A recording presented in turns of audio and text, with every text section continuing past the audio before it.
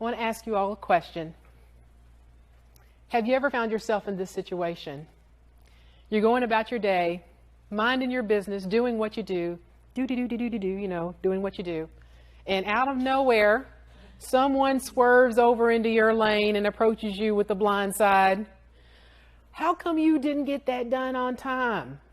Whoa. What in the heck is going on here? I heard you were talking about me. So-and-so said you were talking about me. What's going on? What did you say? You're making too many mistakes, daggone it. You need to step up. What's the matter with you? You're making too many mistakes.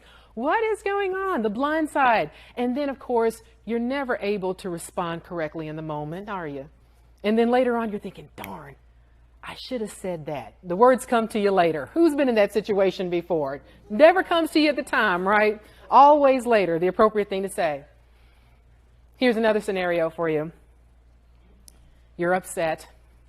Someone has been annoying you. They're distracting you. They're getting on your nerves. All of a sudden, you've had it up to here. Would you please just shut up and let me get to work, please? Or please just be quiet and hush and let me get my job done. Or something to those effects. Something that, you feel later, I wish I hadn't said it that way. I really regret it. If I had it to do over again, I wouldn't have been quite that harsh with that individual. Who's ever said something that they regret and wish they could take back, right? It happens. It happens. It's part of our world. And then lastly, one other scenario for you. Are you one of those individuals who are like, you know what? I just want to come to work, get my job done, and go home. I'm trying to avoid the drama. I'm trying to just get through it, enjoy it, and go home. I don't want any stuff. Any mess, right? How many of us fall in that category, right? Just trying to get it done. No fights, no fussing, right? So just trying to avoid that conflict. Well, you're not alone either. You're not alone either.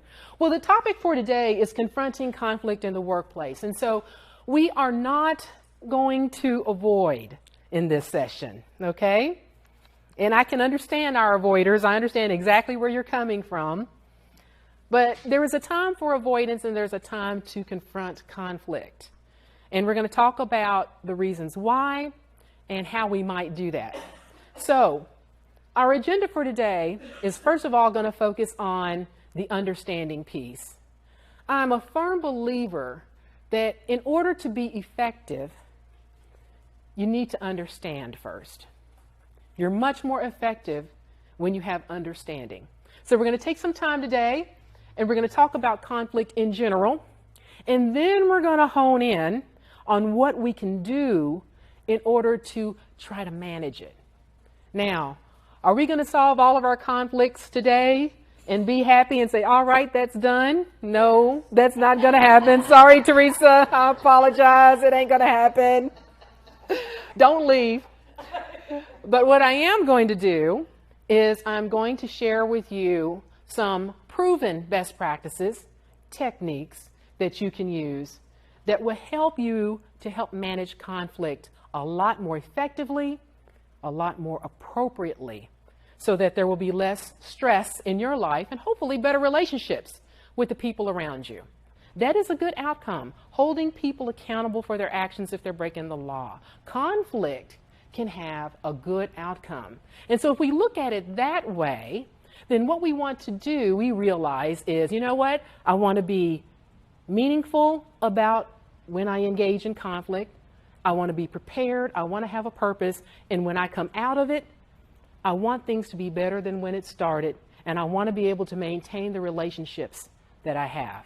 Those are the goals that we want to have. So recognizing that conflict is a conduit, it's a vehicle for making this happen, helps us to recognize that, you know what, I shouldn't get all in knots when I need to have a tough conversation. I'm going to practice on this. I'm going to embrace this. I'm going to get comfortable with this. I'm going to lean into my discomfort, as Dr. Brene Brown would say, okay? So with that being said, what prevents us from dealing with conflict?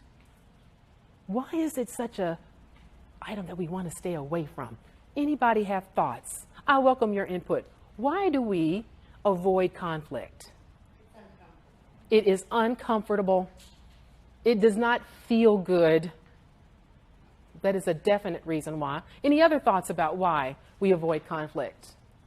I think it'll pass. If I just let it wait, yep, wait it out. Wait it out, right? It'll blow over and I can go back to doing what I need to be doing. Very true, very true. And a lot of times that may be true. A lot of times that may be. And when it's true, it's like it reinforces it, right? I just need to wait it out. So that's another reason. What any other reasons that we have in regards to why? Previous experience that did not go so well. Okay? So we had some bad experiences with facing conflict, and therefore we're just trying to avoid conflict. And we know that some folks just, conflict tends to follow them wherever they go, right? And when you're engaging with someone that you know that they have that profile, you're less likely to try to work in that sphere because you know this is how this person is. I'm not going to be able to move the dial with that person. Or you're afraid perhaps that, you know what, I don't know how this person's going to react. What if I hurt their feelings? What if they're mad? All of these things come into play, right, in regards to what prevents us from dealing with conflict. But here's the thing. We've already talked about the consequences if you don't. So some food for thought for you. If you can ask yourself this question and answer it, this is going to help you with determining whether you need to deal with conflict or not. I am okay with giving in to blank, whoever the person is, giving in to Janet and her, whatever it is, her opinion, her behavior, whatever it is I'm dealing with. I'm okay with that. I'm okay giving in to Janet, and I'm okay with giving up my opinion and whatever your opinion is. Okay? So basically what you're saying is I'm all right with it. I'm okay to give Janet what she wants so that I can avoid conflict, and I'm okay with giving up my opinion, my right, my creativity, whatever the case may be. Now, if you can write that down and you can read that and you can think to yourself, yes, it's just not worth it, then I would say this would be a situation where you would not engage in conflict, right? But there's a key here. If you make that decision and then you go along, but you find yourself losing sleep, talking to yourself, thinking about how you want to wring Janet's neck the next time you see her, then guess what you've done? You've not been truthful with yourself. You can't live with it. You're not okay with it. And then that would be a challenge to you to say, you know what, I need to talk to Janet. I need to talk to Janet. And of course, if you were to ask yourself that question, rewind it back again, I am okay with this, and you were to look at it and say, no, I'm not okay. No, I have a good opinion, I feel firm in my beliefs, and I need to be heard. Then, of course, that would be the trigger to say, you know what, I need to talk to Janet.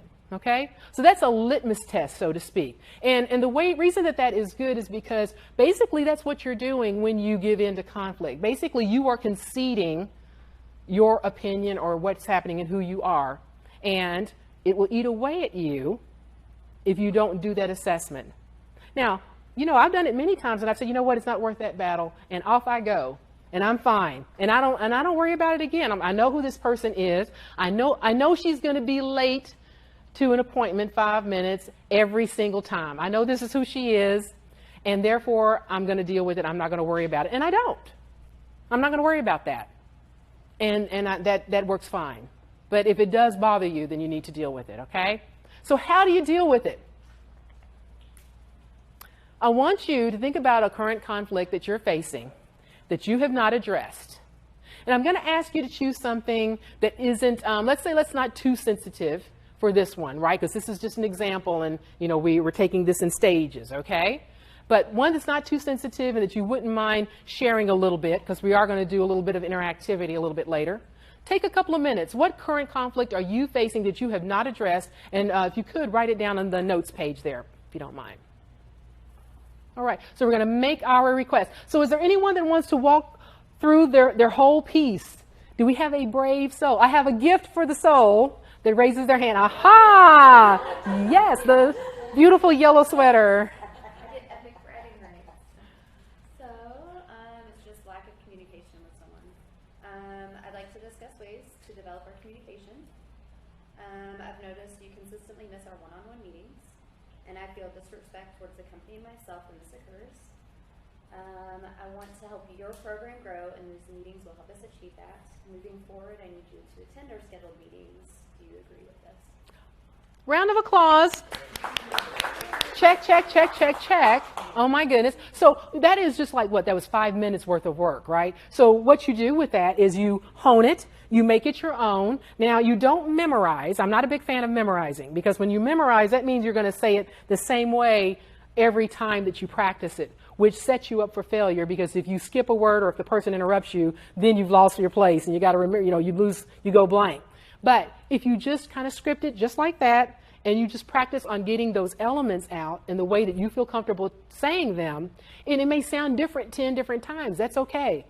Then you're going to feel comfortable when you go and you talk to the person, okay? So thank you very much. Here is Imagination at Work, recent book that I authored with a few of my colleagues. Thank you for that. So practice that. And what I have learned in regards to that, and I've had many managers, you all, in my sessions, I've had managers come and say, it looks good, it sounds good, it's not going to work out in the real world. It's on a piece of paper. It's not gonna go in my environment. That's why we role play, we practice, and we make it our own. You can take a formula and make it your own, and it sounds just like you would be speaking to the individuals that you work with. And it sounds very genuine, it sounds very authentic. When you get accustomed to doing this on a regular basis, you will wonder how you ever got along without it. It will be a situation where you feel confident and you will know, I know I'm doing the right things. I'm not going to do something that's going to come back to bite me later, because I've thought about it in advance. I prepared what I'm going to say. I have an idea of what my approach is going to be. And so if somebody questions, well, no, I had it all covered. I kept my emotions under control. Check, check, check. I did all the right things.